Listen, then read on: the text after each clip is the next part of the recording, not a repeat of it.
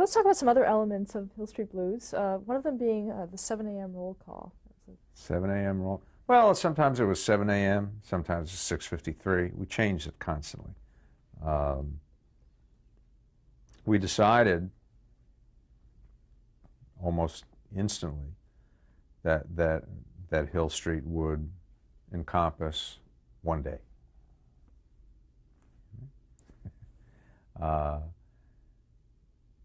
And that was a really organizing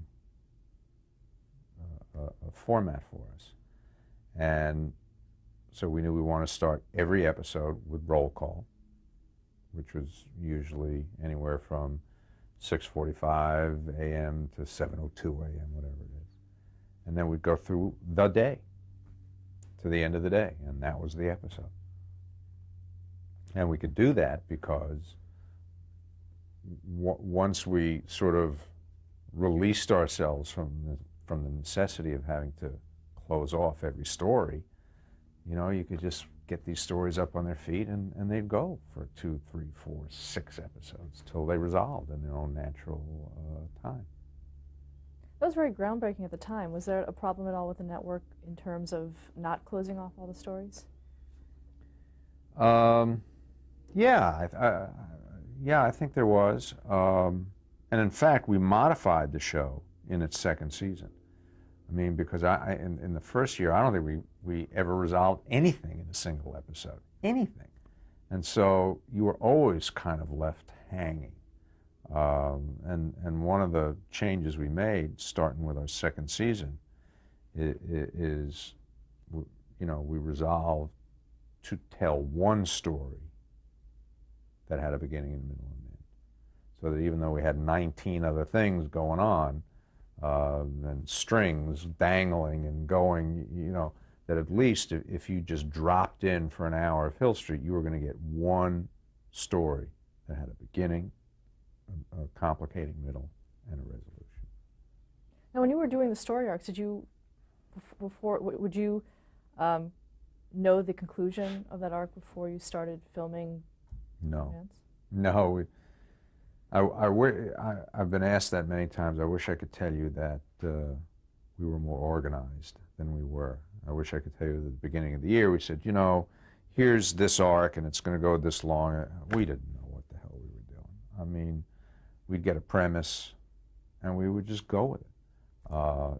It was a real high wire act. We didn't have much of a net underneath us. And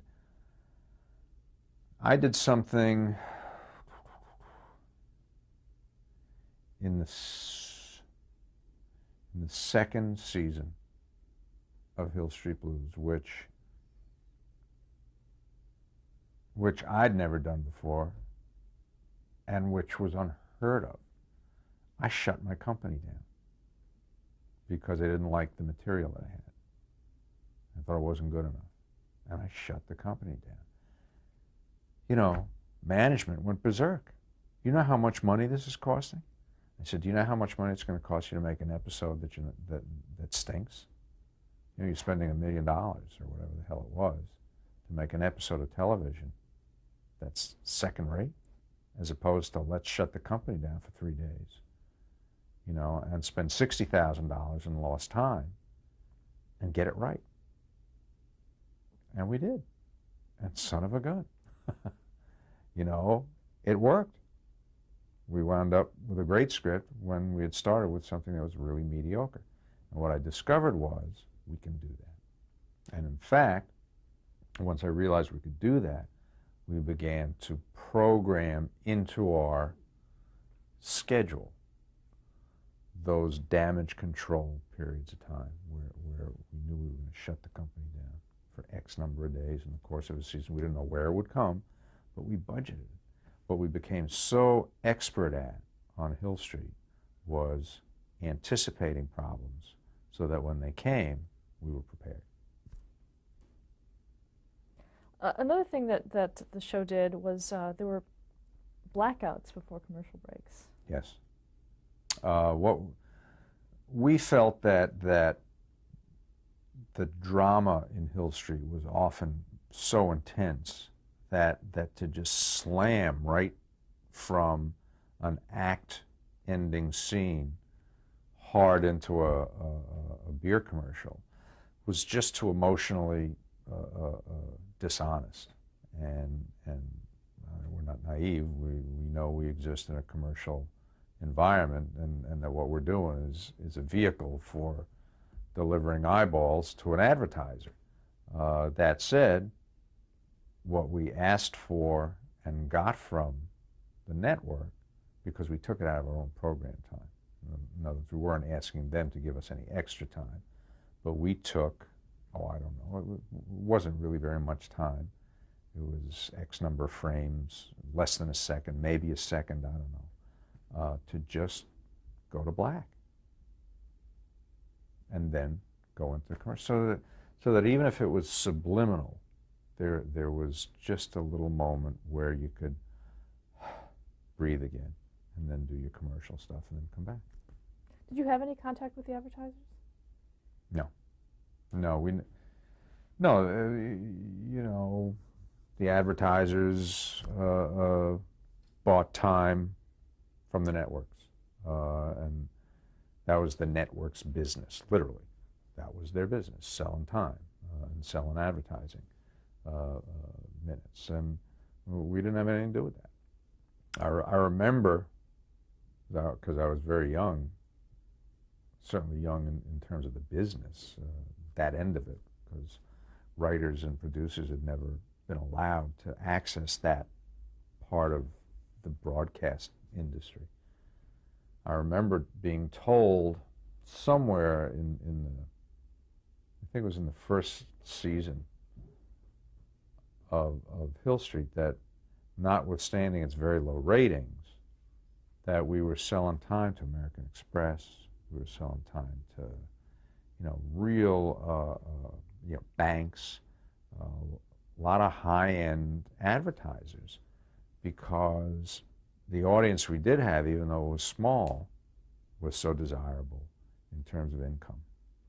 And it was the first time I'd ever even heard the concept of you know, demographics, or, you know, a desirable segment of the viewing audience. You know, who thought about stuff like that? That was their business.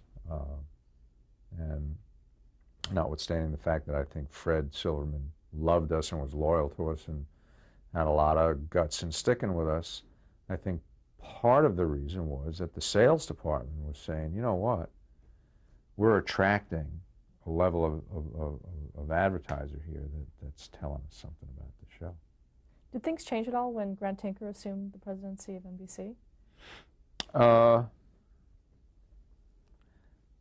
Yeah, everything changed. I mean, Hill Street was Hill Street. That never changed. And certainly my relationship with NBC was only enhanced by virtue of Grant going over there, and the success that he had, you know, empowered everybody there, and in turn, you know, me, you know, which was most evident then really when we developed LA Law. The real changes were the changes that occurred at MTM in the vacuum of his absence. That was just you know, Grant was a very unique guy, and he created a very unique environment. It was a joy to go to work for that guy every day.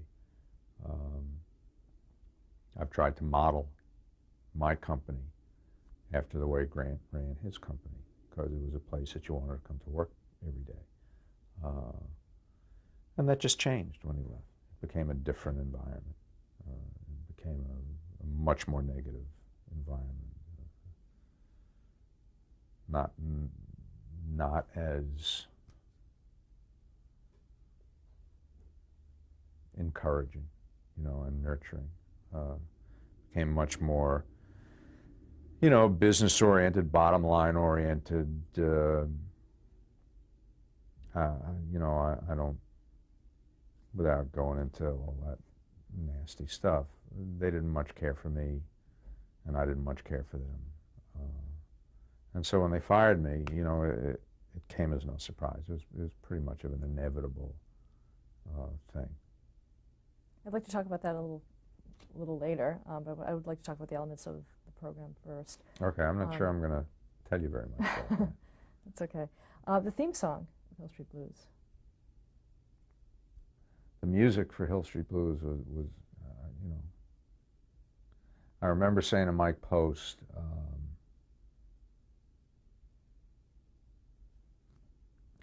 because Greg had gone to Chicago and shot this remarkable footage that he cut together into this fabulous montage of you know, the cop car and the garage door going up, and you know, it was so evocative.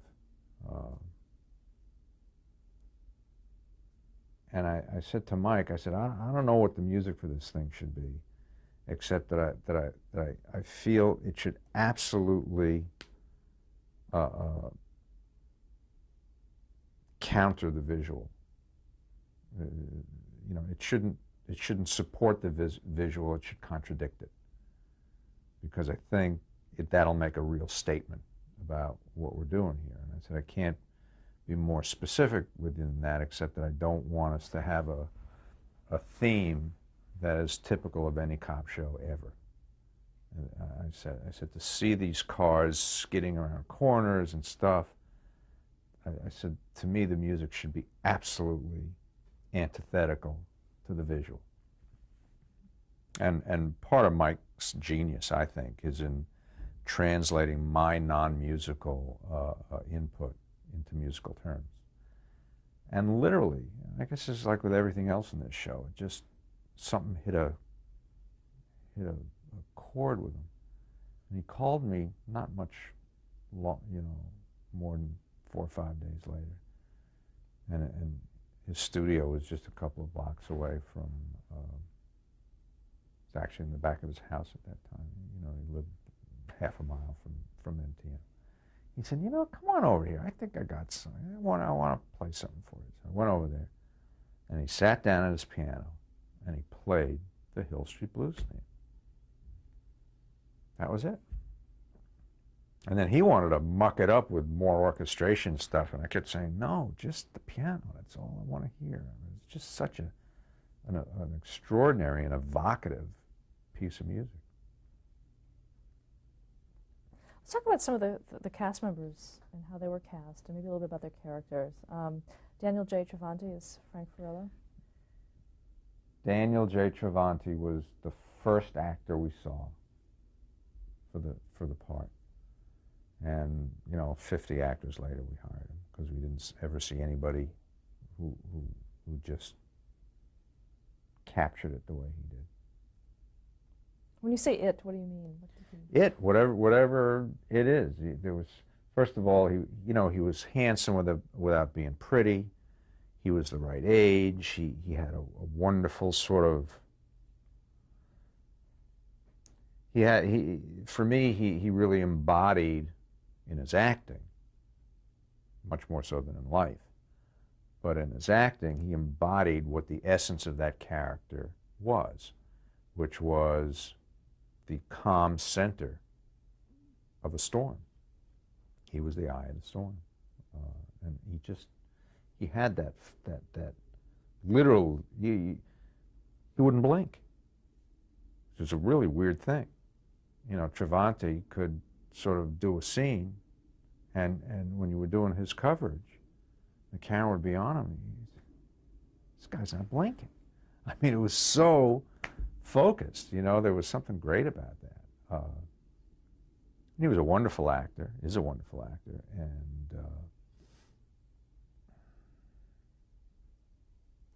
while he wasn't funny per se, God knows we didn't need funny, we had a lot of funny, he was so reactive. He was so wonderfully reactive and always kind of bemused at the madness going on around him. You know, he was a perfect guy for it. Perfect guy for it. Veronica Hamill was Joyce Davenport? She was the last one. I think we'd either already started shooting. I think we had already started shooting when we hired her, or we were like a day from shooting. I think we'd actually started, and we were desperate. We didn't, we didn't have that actress yet. And I remember we were playing wiffle ball in the hall at lunchtime one day, and down the hall comes this exquisite woman, and somebody said, "Oh, that's Veronica Hamill." I said, "Who's Veronica Hamill?" "Oh, she's coming in to read for, Dan." I said, "Oh." And I looked at her and I thought, "Oh gosh, please, please be good. Please be good." And she was. She was great. Barbara Boston as Faye Farilla? Barbara Boston as Faye Farilla. That role started out really as a small role in the pilot. That was not a series regular. It was a character that was designed to contextualize Frank Frillo. And I thought Barbara would be great in that role. And on screen, they were terrific together. And I was told that Fred Silverman, when he saw the pilot, said, "That woman, she's going to be a regular, right?" Because I think he really enjoyed that, that byplay between them. So I thought, well, maybe we can make a deal with her. You were married to her at the time. Yeah. Michael Conrad, Sergeant Esterhazy. Michael Conrad and I had remained friends ever since Del Vecchio. And I think Kozol and I saw him in that role almost from the day we wrote it. We saw a lot of people almost from the very beginning, and didn't really need to read 30 people. We wanted Michael. I thought he'd be great, and he was. Keel Martin, who I'd been looking to work with again. Mike Warren, who'd been in Paris. Charlie, who'd been in Del Vecchio. Bruce. Bruce had to come in and read because Grant didn't believe that Bruce could do that role. And Bruce got himself up as Belker, or his vision of Belker, and in walked into my office this horrible creature, looked like he sort of emerged out from under a bridge somewhere, And he read the pages, and he leapt on the desk, and he started growling at Grant. Scared the shit out of Grant, and so then he leaves. He stormed out of the room, And I looked at Grant and he said, "Well, I'm not going to be the one to tell him he can't have the job," and he got up and left. Betty Thomas as Lucy Bates. Same thing as Barbara. Betty, along with Joe Spano, was hired just to be a very small, sort of a peripheral character. And they were just so wonderful in the pilot. They had so much energy and so much specificity that when we saw them in the environment, we thought, "Oh God, how can you not have those people in the environment?" So we made them. We wound up making Joe, Betty, Barbara. We instantly made them regulars, along with our original group of 7 or whatever it was. And then by the end of the first season, we had added Eddie Marinau. I think we had 11 or 12 regulars by the end of the first season. Now, as time went on and the series became popular, how did the notoriety affect these actors? Did it affect the show at all? Yeah, it always does. I mean, it's a real thing, notoriety, success. This was not just a show becoming successful, which has its own energy to it anyway. But this was a phenomenon. This is a show that suddenly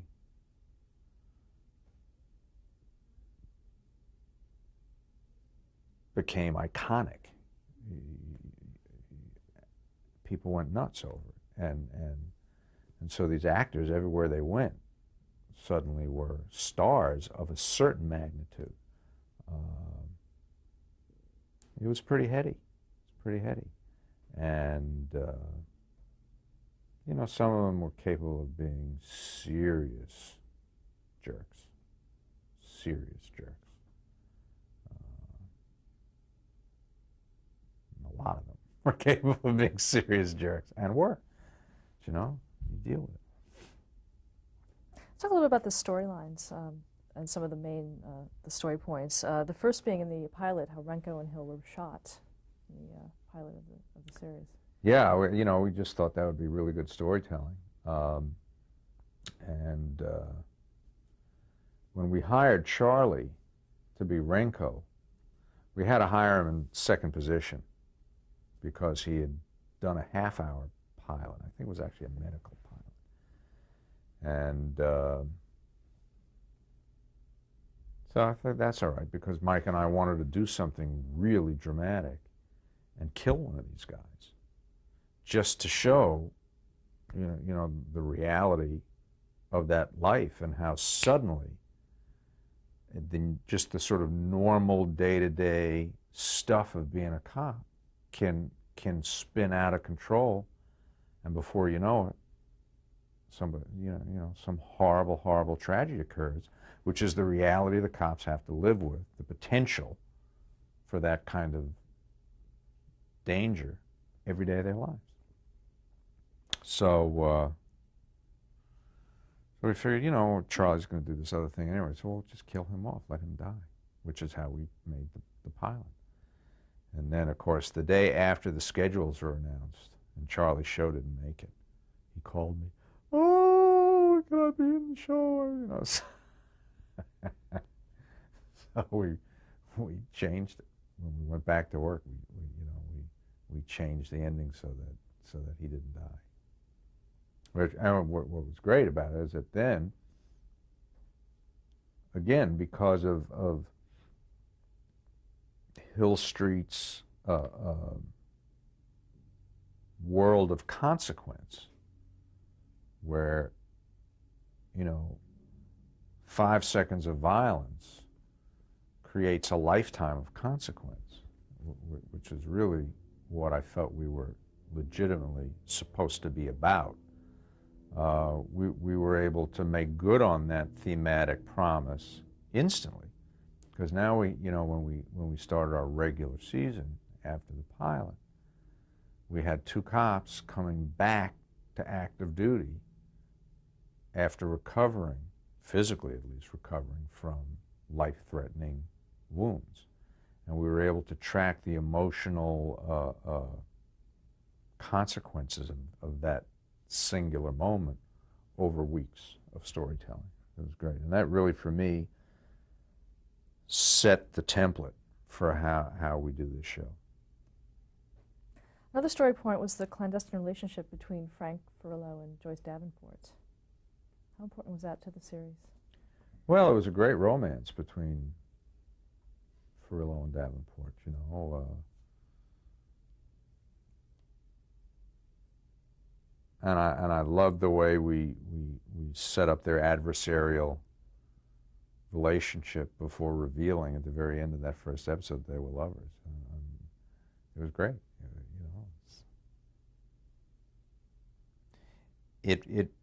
Davenport Furillo at the back end of the show was as much a signature of Hill Street Blues as the roll call was at the front, and it had a fabulous sort of balance to it, you know, because the raucous beginning evolving inevitably into the small, intimate ending of every episode. Just, it had a symmetry for me that I loved. In the series, Sergeant Esterhaus died with the death of Michael Conrad. In season 4, yeah. How was that handled? It was handled beautifully. You know, we knew Michael was dying, It was really extraordinary. He had cancer. He was failing.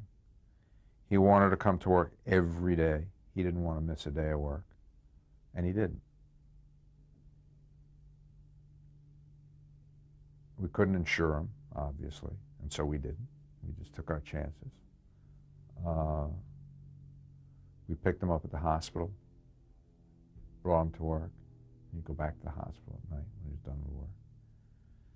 We made him hair pieces, you know, and false eye because he lost everything to chemotherapy.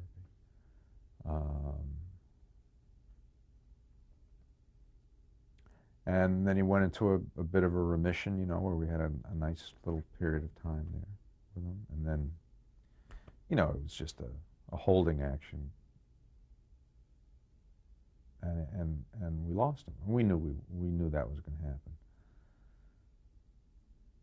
So I don't think consciously I thought too much about how I wanted to resolve that issue. The one thing that we did sort of talk about was that he should die in the saddle, as it were. That in the show he should die, you know, making love to Grace Gardner, and we did that. So we knew we would do that. But the thing that came to me spontaneously, but probably not, it probably had been cooking back there, was the idea of sweeping his ashes down into the sewers, you know, as a sort of a fitting way to send one of our guys off into the bowels of the city, you know, and that was pretty good. Greg directed that, as I recall, and it was really wonderful. What are some of your favorite storylines of the series? I can't remember. I swear to you, you know, in 5 years, over 100 hours, and probably 500 stories plus, because you know there's so many storylines in every episode. I mean, I can't. Who the hell can I can remember moments more than I can remember, you know, storylines. It's sort of frustrating, but there you have it. Is there one moment that you can pinpoint? Well, the one we just talked about probably is seared in my memory. The other one is the very last scene of the opening episode of the third season, which was David Milch's first script for us, called Trial by Fury, where Furillo goes into a confessional in church. That was a remarkable moment for me. I remember it was in the first season when we revealed that Furillo was an alcoholic. You know, that was really extraordinary. That was a great moment. I remember bits and pieces of Alfre Woodard's performance that she won an Emmy for.